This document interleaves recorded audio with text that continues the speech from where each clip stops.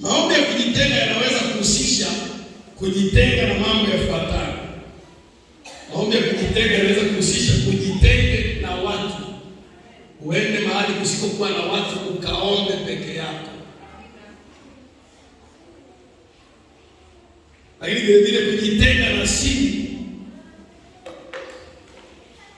Walikuwa hawana adabu sana sasa hivi. Mtu anaweza akawepo kwenye maombi, simu inapiga anatoka.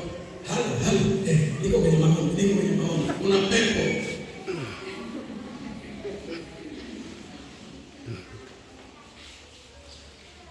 Maombi ya kujitenga. Hebu pia kile sema maombi ya kujitenga. Unapaswa kujitenga na mazingira yasiyo na urafiki katika maombi. Jitenge na mazingira ya nyumbani. Njoo peke yako kanisani, kesha hapa. Uone kama utakuwa wa kawaida. Mambo ya ufalme wa Mungu yanapatikana kwa nguvu, yanapatikana kirahisi. Lazima ujitenge. Sema amen. Ukisoma katika kitabu kile cha Luka Mtakatifu sura ya 5. Luka Mtakatifu sura ya 5 mstari wa 16. Luka Mtakatifu sura ya 5 mstari wa 16. Kama tuko pamoja kuunga mkono namna hii. Luka Mtakatifu sura ya 5 mstari wa 16, Biblia inasema, lakini yeye alikuwa akijiepua, akaenda mahali pasipokuwa na watu, akaomba. Hebu sema, lakini yeye alikuwa akijiepua, akaenda mahali pasipokuwa na watu, akaomba. Umeona eh? Hizi ni strategy za maombi. Ni mbinu za maombi. Sasa unaweza ukachagua mbinu moja wapo, lakini ukiwa unaweza kufanya zote hizo, hautakuwa mtu wa kawaida. Mimi katika mbinu hizi za maombi, nikiwa mshirika chini ya mchungaji, niliombea mtu aliyegongwa na gari amekufa na akaamka hapo akasimama akakimbia. Huwezi kufanya mambo ya kutisha kama uombi. Na mmoja ya mtego unaomkabili mtu yeyote anayeishi maisha ya maombi ili arudi nyuma na kuishi maisha dhaifu ni kuahirisha ratiba ya maombi. Narudia hiyo statement.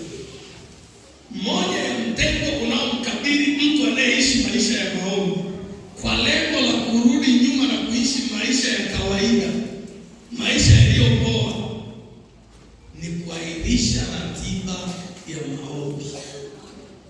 Kila wakati unapojiwekea ratiba ya kuomba, halafu kikaingia kitu. Sasa basi, ratiba yako isiingilie ratiba ya kanisa. Kaweka mambo vizuri. Ratiba yako isiingilie ratiba ya kanisa. Msaidie ukaza umeshati nyeupe wewe. Tanzidiwa na usingizi. Aise usiname ni mdomo mbili na pambali. Na unaposema sina unamtetea aliyefanya mwanao. Jamani bibi ni mwalimu. Alafu ile nilishawahi kuwa mwanafunzi kama nyie. Kwa hiyo hizo ngazi zote nilizipitia. Na yeye ambaye asijisifu kama afuaye.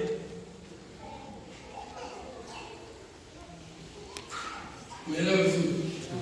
Umeelewa vizuri? Hivi ni bwana zungumzia ile jambo kutoka kwenye ile ratiba ya maombi siingilie ratiba ya kanisa. Ndio vizuri sana. Basi tunaona mama alama sasa kuna mambo mengi kwenye moshe. Ndio leo kwamba hili ni kitu kibaya. Sasa hizi ratiba yako isiingilie ratiba ya kanisa. Ratiba ya kanisa ni kuu kuliko ratiba yako. Kwa mfano, umejiwekea unafahamu kabisa ratiba ya kanisa Ijumaa kunakuwa na maombi ya kesha. Halafu sisi mangapi sisi kitu gani na nini? Lakini wao kama kutengeneza ratiba yako ambayo inapishana na ratiba ya kanisa ili msiingiliane. Hapo ikaja ikatokea yametangazwa maombi ya dharura ya kanisa ambayo yanaangukia siku ya ratiba yako, automatically protocoli ratiba yako inavunjika na unatakiwa ukaatendi ratiba ya kanisa. Piga kelele sema amen. Kwa hiyo usiogope useme Daniel alisimamia ratiba yake akakubali kuzuiliwa. Unafahamu aliyekuwa anamzuia Danieli asiombe ni nani? Ni mpagani. Kwa hiyo kila wakati ratiba ya kanisa itakuwa mbele, ratiba yako itakuwa nyuma. Ni kama hivi, kwa mfano pale kanisani kwangu, kama nimepanga tukio la mkutano, alafu jimbo likatangaza kutakuwa na mkutano wa kijimbo, automatically ratiba yangu ya kanisa moja la mahali pamoja inavunjika, natakiwa kuattend ratiba ya jimbo. Tunaelewa vizuri hapo? Tumeelewa vizuri? Kama tumeelewa vizuri, piga kelele sema amen, amen, amen. Sasa tuingie kwenye kipengele kinachosema